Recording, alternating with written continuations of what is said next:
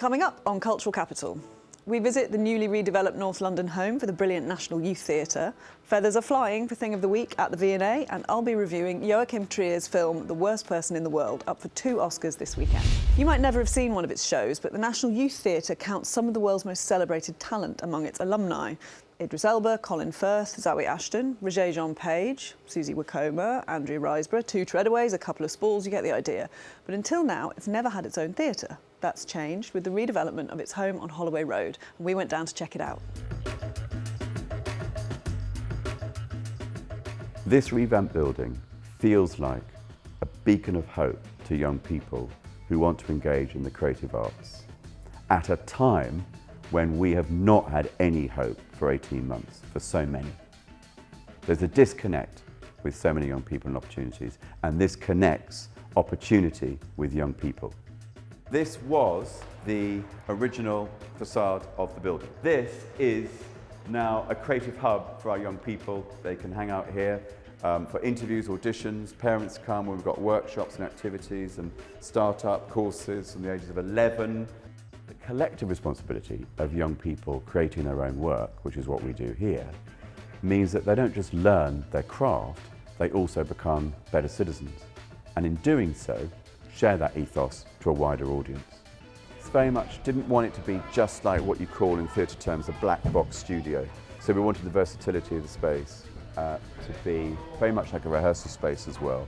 But it is very raw. It is very raw. It is very much still the idea of it being a workshop space where we come to create work and share and not always get it right. It's fine. It's not always for the public. It's for us to know whether it will work or not, just as much as inviting audiences in. And having this fabulous building is one thing, but we work just as hard outside of this locality to go and engage young people right across the UK. Now, it's time to join the chorus and shake what your mama gave you. It's Thing of the Week. The 2017 revival of Stephen Sondheim's popular musical Follies was staged by the National Theatre and won an Olivier Award for Best Musical Revival. The costumes were designed by renowned British designer Vicky Mortimer, who won the 2017 Olivier Award for Best Costume Design.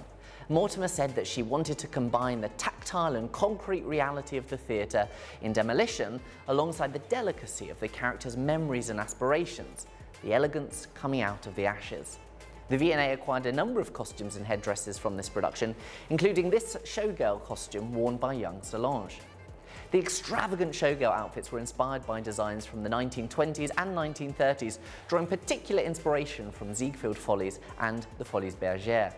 Young Solange's ensemble features hot stoned ostrich feathers, repurposed vintage sequin panels, and this beautiful headdress with twinkling spines that opens the show and exudes the glamour and elegance of the period. Mortimer and colleagues worked with a lot of prototyping to test the scale and how to translate the drawings to the 3D costume, ensuring that they were balanced, light, and permitted the technical aspects of dance and choreography. In total, the production boasted an array of 160 costumes, 62 headdresses, and 129 pairs of tap shoes, adorned with some 600,000 Swarovski crystals. Now, it's the 60-second film review. Joachim Trier's latest Norwegian language film tells the story of Julie, an intelligent, attractive young woman full of promise and racked with doubt. Her aimlessness and lack of purpose is what drives her anxiety and the film. There's a lot to like about it, not least the lovely performances by Renate Reinsve as Julie, who won Best Actress at Cannes, and Anders Danielsen Lia and Herbert Nordrum as her lovers. Though I'm sure it loses something in the translation. There's an enjoyably arch narration, which, as far as I can tell, has something of the Wes Anderson about it. And I like the structure. It follows Julie over several years and drifts into playful flights of fancy. There's an entirely gratuitous but highly entertaining scene in which a group of people take magic mushrooms, which is a particular highlight. And yet, I can't shake the feeling that Julie is a bit of a man's fantasy of a chaotic woman. She's model beautiful, moderately wild, but not actually particularly difficult.